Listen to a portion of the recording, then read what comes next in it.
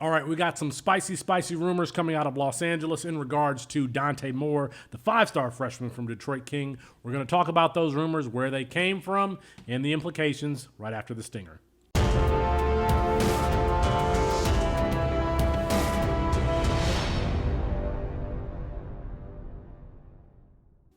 It's Felix Sharp at Sharp Review on Twitter for CampusToCan.com. If you like this video, please consider hitting the like button and subscribing to the channel so you never miss any of the content that we're dropping, always from a college fantasy Campus to Canton perspective. If you don't know what Campus to Canton is, either the website or the fantasy football format, then I will drop a link in the description box so you can get more information.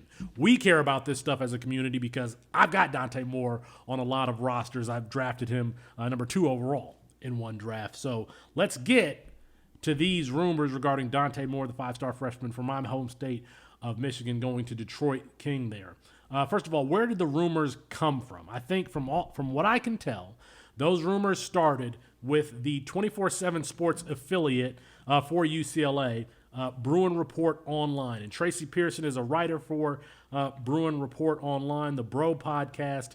These were not written comments, but they were on the latest episode from August 3rd regarding Dante Moore. Now, I didn't transcribe the podcast, but I did listen to it. I'll drop a link to the podcast in the description box. But this is what he had to say. Let's just say hypothetically, this quote, let's just say hypothetically there's a situation where there might be some frustration over the NIL situation. He is, quote, frustrated. Tracy went on to say, I don't necessarily see this all going really well in regards to Dante Moore potentially transferring after this year, whether or not he starts or not. He went on to say, I know there will be fans out there saying, Tracy, you're just speculating, but I am not. So they kind of beat around the bush a little bit about what the lack of satisfaction was for Dante Moore and his camp, or so to say, but that is the rumor. Now, you know, that reverberated on Twitter just in the last few hours. Gavin Carlson, who is a writer for the Daily Bruin, also retweeted those thoughts about the rumors. From best I can tell, Gavin Carlson's tweet came from Tracy's report on the podcast. So that is where it came from. Now, there's already been a couple of rebukes of these rumors on Twitter. The first came from Kyle Ford, the former UCLA or USC wide receiver, now transferred to UCLA. He claimed it a fabrication. There's also a woman on Twitter claiming to be Dante Moore's grandmother who says that these things are not actually true. And just in the last 2 hours from when I am posting this, Tracy Pearson from Bruin Report Online, I'll put a link to this one too, which might be paywalled, but you can subscribe and get it. But he updated his comments in written form in the forums there, and I'm just going to read it because I actually haven't read it, so I'm just going to read it here for you all. For a player to receive, this is from Tracy Pearson, Bruin Report Online. For a player to receive his NIL, and I'm sorry, the title is captioning clarification on Dante Moore NIL situation. For a player to receive his NIL money, he has to do something. Remember, NIL stands for name, image, and likeness. So the player has to do something with his name, image, or likeness to earn his NIL money. This is the NCAA rule. What a player has to do for his money is a pretty low bar. He can make an appearance, do an interview, etc. It actually can be something that takes 10 minutes oftentimes. It can actually not even demand the player leave his apartment. The UCLA NIL Collective, Men of Westwood, has a contract with freshman quarterback Dante Moore. And he goes on. It's an agreement between. It's an agreement to pay him, Dante Moore, for NIL functions.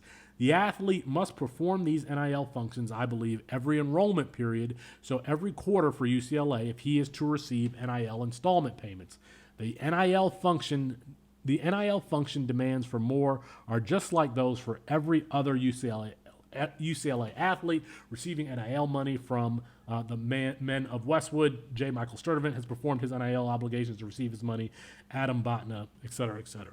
It seems like what Tracy is alluding to is Dante may not want to do these appearances or whatever his obligations are under the contract that he might find cumbersome. So it says that they have the ability to pay. Tracy goes on to say that I do, and I quote, and I do think that this is absolutely and easily resolvable if the various groups involved make a reasonable effort to resolve it. I mean, it looks like Tracy is trying to claw back some of the comments he made, because here it seems like just a dispute about making an appearance at, some place to sign some cards or some jerseys. And in the podcast, because they weren't specific, it seemed like the concerns were greater than what he's alluding to now in this update. All right, a lot there. I know. I'm going to put a link to the podcast in the description box and a link to the updated comments from Tracy Pearson of Bruin Report Online. I'll put those also in the description box. Let me know what you think in the comments. Dante Moore going to stay, going to transfer after this season. I'll tell you what, I think that he's the most game-ready quarterback in this freshman class, a very highly touted freshman class. And if you aren't playing in Campus to Canton leagues to roster Dante Moore, J. Michael Sturdivant, your favorite UCLA Bruins, you need to be. So check out the link in the description box for Campus to Canton leagues online. All right. Peace.